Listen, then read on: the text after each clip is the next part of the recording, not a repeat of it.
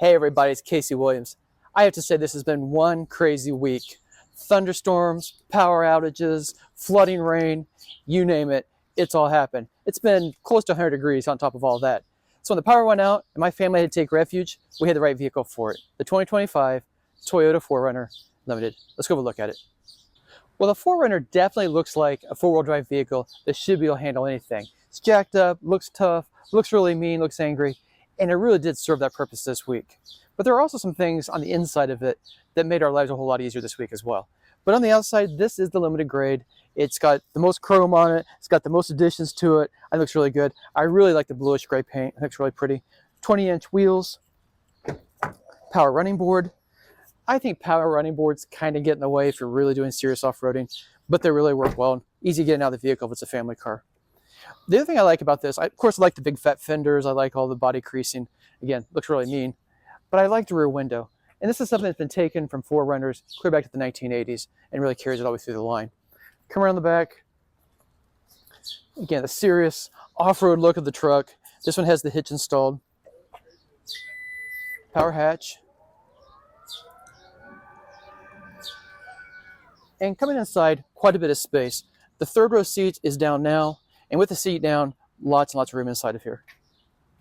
So I have to say, I think most people are going to use the 4Runner with just 2 rows of seats. But let's just say for a minute that you really do want to put some passengers in that third row. So as you can see, first of all, not a lot of space once the seat comes up. Reach in, grab it. That's it. That is the space that you have when both those seats are up. If you just need one additional passenger in the back, you can pull down half of it, but kind of tight. Now come look at this. Glad we have the power running board. Makes that a little bit easier to get in.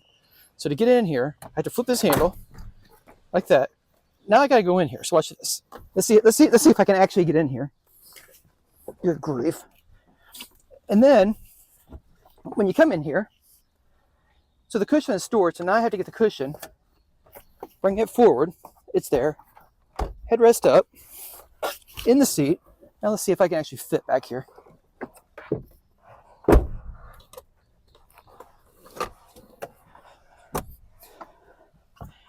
Actually not just completely terrible back here. If I put the seat back, yeah, my knees are in it. This is a place for kids and nobody else.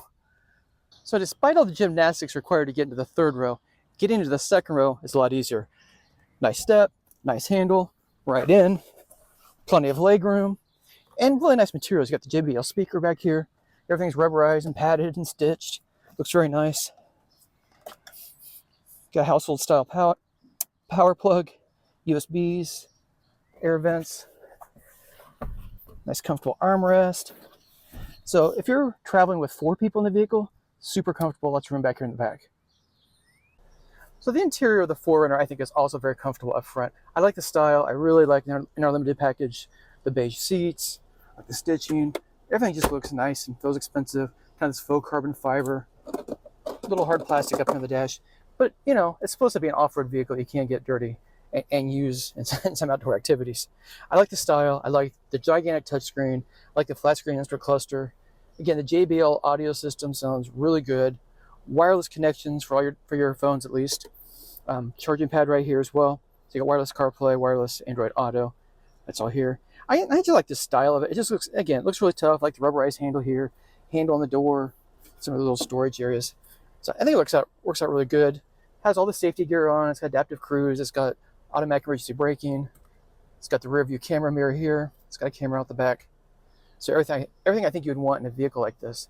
But this week, when the power went out, you know, the first day it was like I'm trying to dodge coffee shops and try to get some riding done and try to get connected and stay cool on some air conditioning.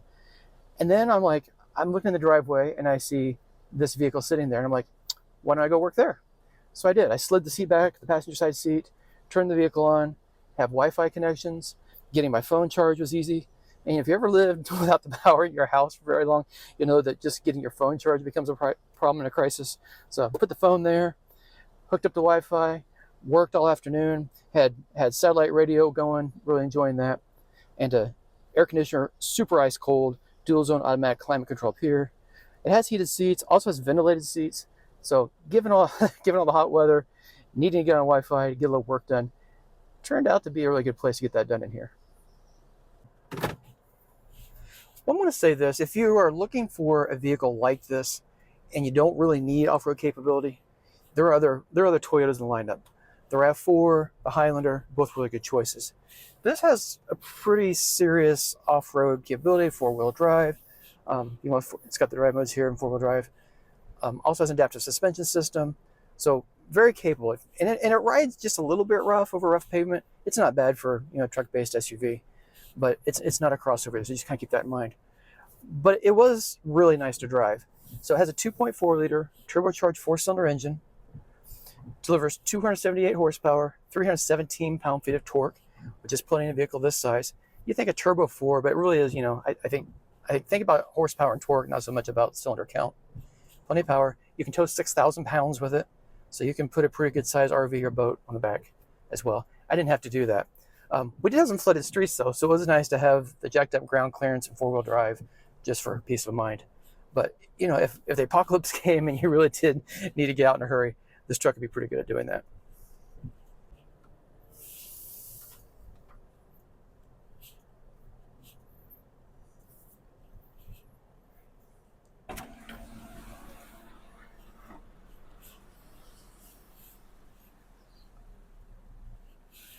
I was really fortunate to have the 4Runner this week.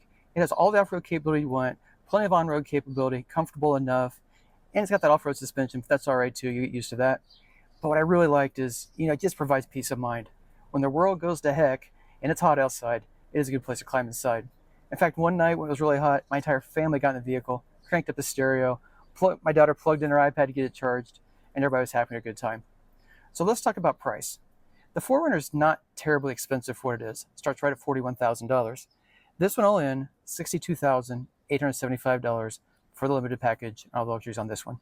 Well, next week we'll have another fun car. Until then, storm forward.